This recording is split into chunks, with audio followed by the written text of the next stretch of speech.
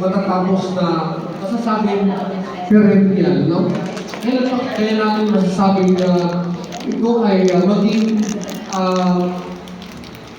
isa pa'y antonym sa perennial. Maging ephemeral, no? Maging ephemeral ang ating reading skills, no? Reading skills sa ating mga kabataan.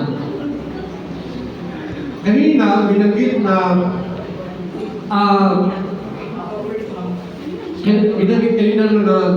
it takes a village to raise a child.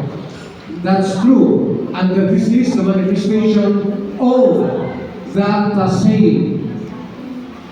The education is everybody's responsibility. Bilang eskwela, sama-sama. So, ang sinasabi ni Henry Ford, no?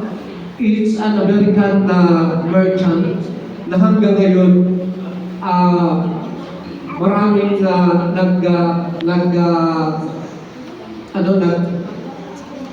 ano tawag dyan? Nag-support sa iyahang mga produkto, no? The Ford. Yan si Henry Ford. Sinabi niya na coming together is the beginning, working together is progress, and keeping together is ehemplo, no? Ehemplo tayo sa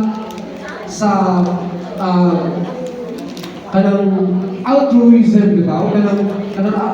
You have the spirit of altruism, meaning to say that you are not egoistic. Hindi ka makasarili, kundi nasa isip mo ang kapakanan din ng ating kasamahan sa work and also the community, the members of the community.